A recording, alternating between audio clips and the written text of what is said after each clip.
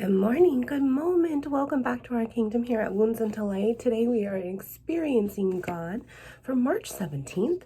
Happy birthday, happy anniversary. For those of you celebrating, happy St. Patrick's Day. Love and light to each and every one of you. God's measure for forgiveness. For if you forgive people their wrongdoing, your heavenly Father will forgive you as well.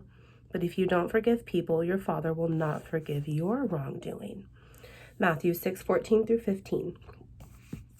Perhaps you consider yourself a forgiving person, but you are now facing someone whom you cannot forgive. Whenever you struggle to forgive, you need to revisit what you were like when God first forgave you.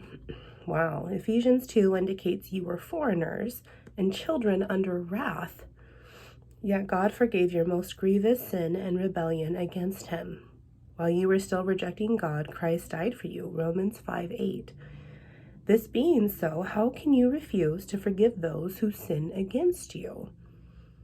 Forgiveness is not a spiritual gift, a skill, or an inherited trait. Forgiveness is a choice.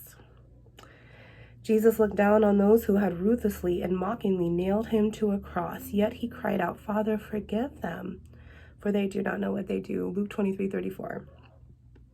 How then can we refuse to forgive those who have committed offenses against us? Jesus said that the measure in which we are forgiving is the same standard God will use in forgiving us. God's ways are very different from ours. God's forgiveness is not based on standards we determine, but on the standards he established in his word.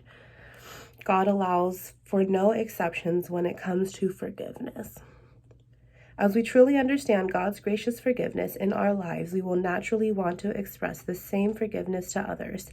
Ephesians 4:32 and Colossians 3:13.